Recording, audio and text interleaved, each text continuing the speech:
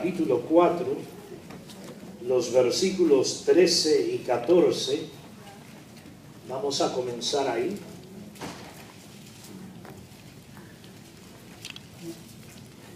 En Juan 4, 13, y leemos el 14.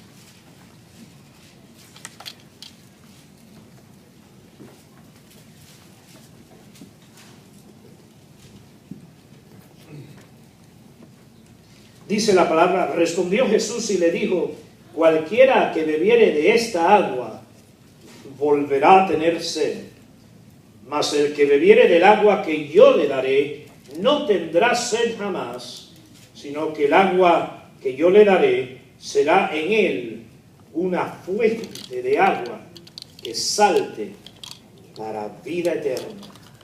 Amén. El agua es preciosa en el sentido que es absolutamente necesaria para la vida.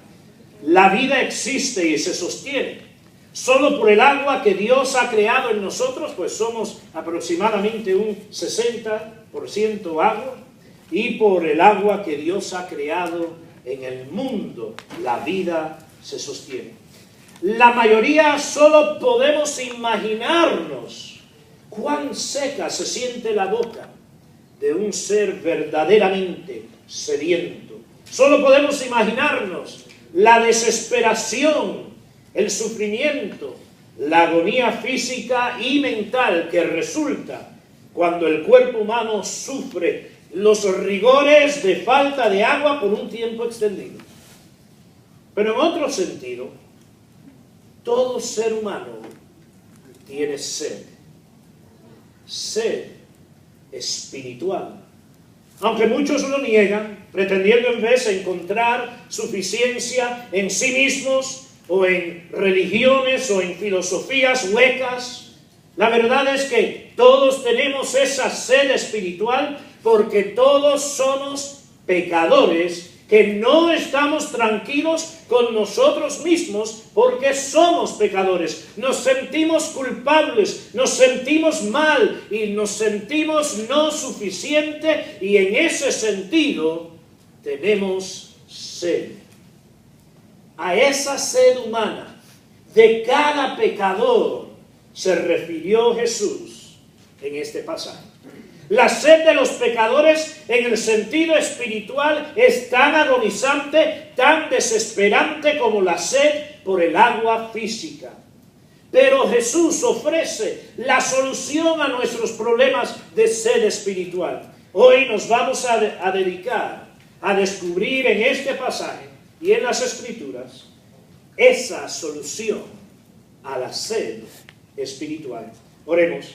Santo Padre, te damos muchas gracias por lo que enseña tu palabra, por la verdad que solamente ella destaca y que lo puede hacer con un poder que transforma nuestras vidas.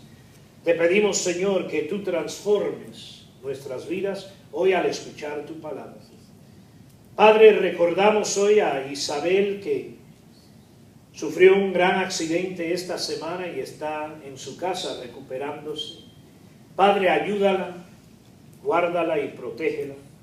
Te damos gracias que tú salvaste la vida de ella y de Idalis, a pesar de ese gran accidente a donde el carro de Idalis fue totalmente destrozado. Padre, te damos gracias que Jorge tuvo un reconocimiento que rindió buenos resultados y que él en su esófago ha sido limpio, sanado, y por esto te damos gracias, Señor. Y te pedimos por los demás que están enfermos y recuperándose. Recordamos, Señor, a Alberto Valverde. Te pedimos que tu gracia lo siga sosteniendo y ayudando. Padre, recordamos a los otros enfermos que quizás no nos pueden acompañar, y aún a los que hicieron el gran sacrificio de venir aquí hoy para escuchar tu palabra. Bendícelos, ayúdalos. Te lo suplicamos en el nombre de Jesús. Amén. Un día, mientras caminaba hacia Galilea, Jesús hizo lo que ningún judío en su época se atrevía a hacer. pasó por Samaria. Los judíos odiaban tanto a los samaritanos porque eran mezclados, judíos y gentiles. Y odiaban tanto los judíos a los samaritanos que para ir del sur de Israel al norte de Israel, como Jesús, desde Jerusalén en rumbo a Galilea, en vez de pasar por Samaria, le daban la vuelta al territorio samaritano. Bueno, después de caminar unas 6 horas en el calor del día, a eso del mediodía Jesús paró en el pozo de Jacob, ubicado hasta el día de hoy en Sicar de Samaria. Una mujer solita vino al pozo mientras Jesús estaba ahí. Ella tenía un encuentro con Dios en ese día. Y el Señor comenzó una conversación con ella al simplemente pedirle agua. Y así comenzó ese gran encuentro de esa mujer tan bendecida. Ella habló con Jesús uno a uno y el resultado fue que la salvación llegó a su vida. Y hasta el día de hoy, a través de los siglos del cristianismo, simplemente conocemos a esa mujer como la mujer samaritana. Y cuando hablamos de la mujer samaritana, casi todos los cristianos la pueden bien identificar. Es la mujer de Juan, capítulo 4. Jesús también le dijo a esa mujer que Él mismo le podía dar agua a ella. ¿Y cómo era esto posible? Pues Él no tenía un jarro y ella sí. Quien debería sacar agua del pozo era ella. Quien debería dar agua en ese día era ella. Pero Jesús afirmó que Él le podía dar agua a ella. Obviamente no agua del pozo, sino agua en otro sentido. Jesús hablaba del agua espiritual. Los versículos 13 y 14 que hoy vamos a estudiar aclaran toda duda del hecho que Jesús se refería al agua espiritual. Leamos de nuevo el versículo 13. Dice, respondió Jesús y le dijo, cualquiera que bebiera de esta agua volverá a tener sed. El agua del pozo no era suficiente y todavía sigue siendo insuficiente para saciar la verdadera sed, la sed espiritual dentro de cada ser humano, la sed por Dios, la sed de tener paz y especialmente paz con Dios, la sed que es eterna. El agua es un elemento preciosísimo en el planeta Tierra, quizás hasta el más precioso de todos. Si hubiera escasez de agua, daríamos todo el oro del mundo por un vaso de agua. Es un elemento precioso, porque por un momento extiende la vida terrenal y física. Pero el agua terrenal, como la del pozo en ese día, no colma la sed para siempre. Eventualmente el ser humano necesita más agua, por cierto, todos los días y hasta varias veces cada día. Es el caso que necesitamos más y más agua. Pero en el versículo 14, Jesús describió agua diferente, un agua que quita la sed para siempre. Dice el versículo 14, mas el que bebiere del agua que yo le daré, no tendrá sed jamás, sino que el agua que yo le daré será en él una fuente de agua que salta para vida eterna. Notemos que en este versículo Jesús dijo 2 veces que Él es el dador de esta agua.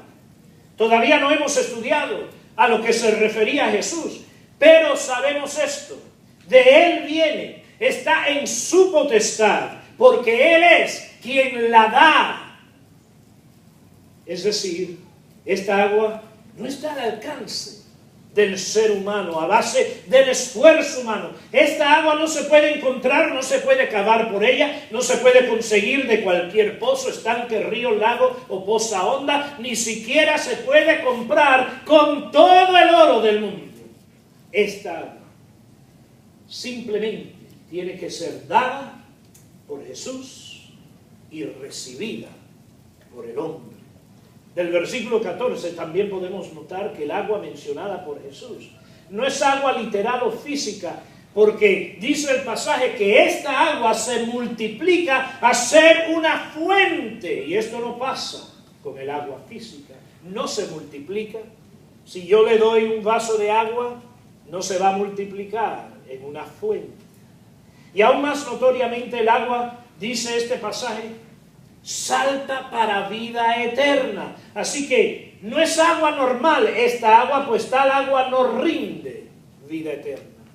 En veces, claro que aquí Jesús empleó una metáfora, pero ¿qué nos quería describir cuando habló de esta agua?